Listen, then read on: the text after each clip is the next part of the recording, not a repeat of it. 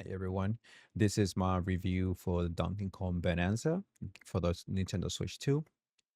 Sorry for the late review, but I'm gonna try to make this short and sweet. But I also gonna do is when I mention something specifically or a specific mechanic or something specifically special about the game, I'm gonna put a gameplay on the background on the screen just to show you exactly what I mean when I actually talking about those specific things. Just to begin with, I'm gonna just start from the get go. This game is amazing. This is really good game.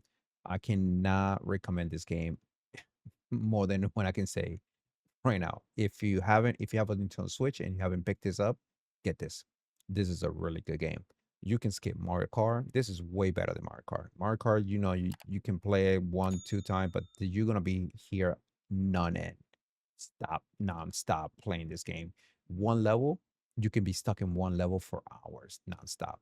I do recommend this game. Um, there's a couple things that I'm gonna just talk about the game is that this game is extremely addictive. This is what I can say. You can play this nonstop. The first level, it can literally take me 10 minutes to beat it. It took me an hour because I was just breaking and smashing everything. You will be this is the gameplay in the background is the first level. This is where you start. And I was just like you can see in the background, I was just smashing and smashing, smashing, non freaking stop. If I see a rock, I smash it. If I see something, I smash it. I'm just trying to get all the little golden nuggets or whatever. Those things. which- I mean, this game is therapeutic for me. But anyway, it's a couple of things that I'm gonna mention here. The game give you a lot of things that's gonna help you throughout the game, and that's most game does. Um, the environment is extremely destructible, so it's kind of like I said, pleasing to do nonstop. But some of the power up, as you can see on the tab here, you see the three hearts and you see the balloon and the little can. So the three hearts, that's as you can see, those are your health. And the balloon is basically going to be a balloon that you're going to be collecting as you play the game. So it's just in case you fall off the map, the balloon automatically will pop up and pick you up and put you back into the map. But if you don't have any balloon, you're just gonna fall into the abyss and die, and you have to start all over again. The can is pretty much is gonna be if you run out of health, it basically is your extra life. Basically, you only can carry one can at a time, but you'll be able to get more cans as you go. So that's something we're gonna jump into in just a minute here. Um, but you get also a second can. It's called the melon can.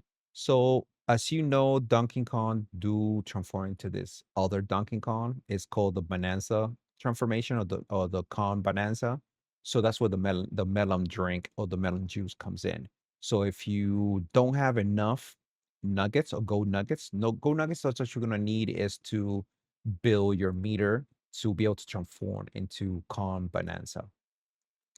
So if you don't have enough and you need to transform and you have melon drink, then you'll be able to bypass that and transform into bonanza immediately.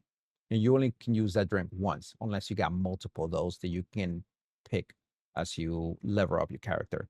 Um, the second thing will be your power up.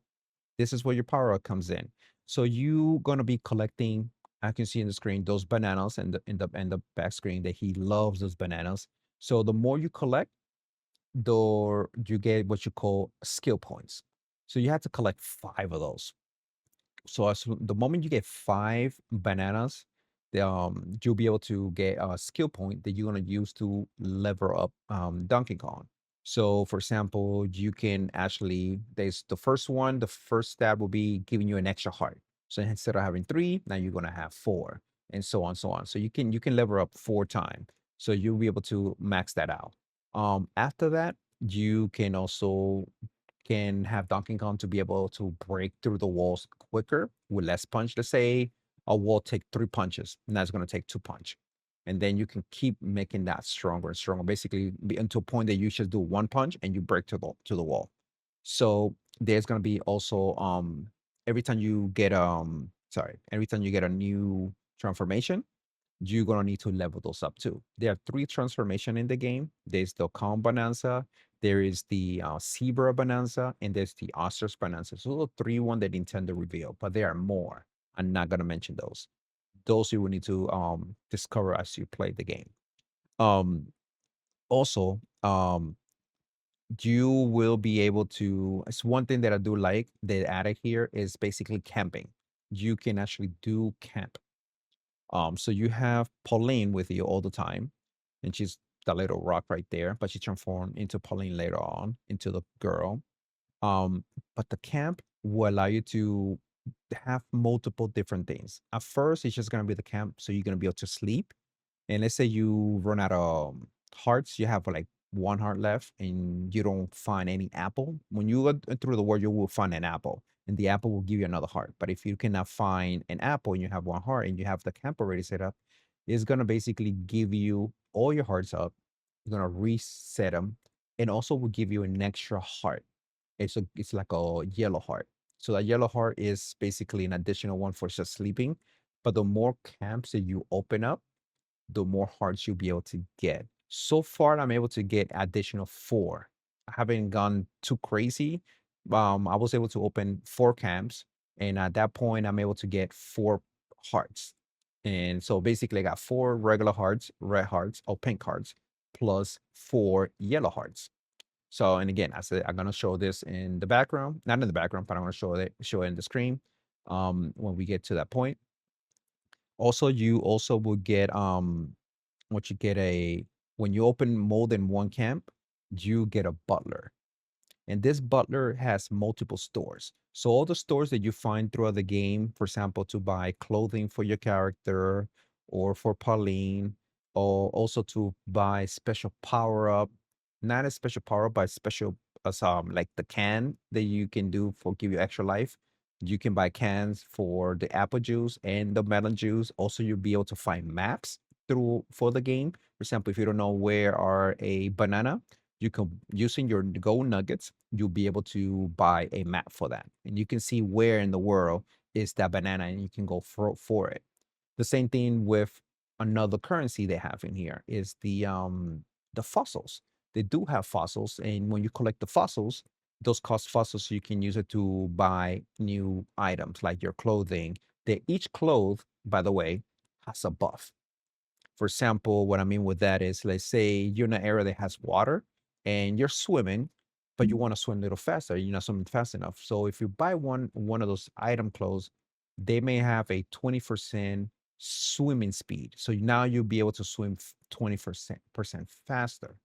And the same thing for Pauline. What would Pauline would be, for example, they will give her like a buff that you'll be able to last longer in transformation mode. Or for example, like he has a tie, you can get a tie that can actually allow you to get more 100% more gold, basically. So every time you pick a gold, you get 10, you get 100% more. So you get 10 additional. So you get 20 instead.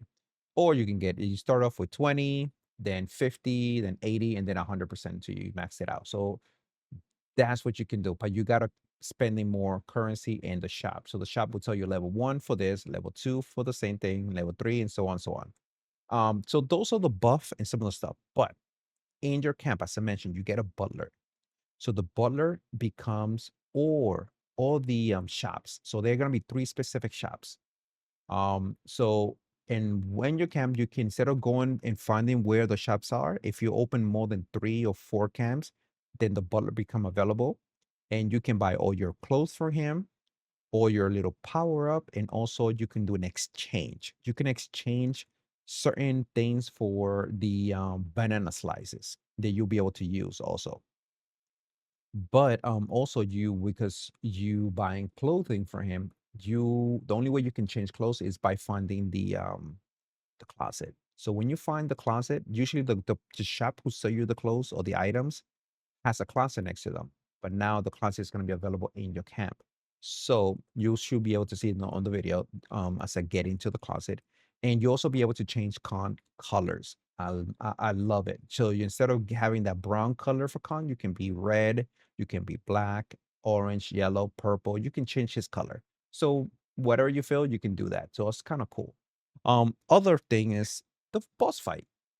Um, boss fight are really, really easy. I'm not gonna show any boss fight because I don't want to ruin it or spoiler. The only thing I can say is they're extremely easy.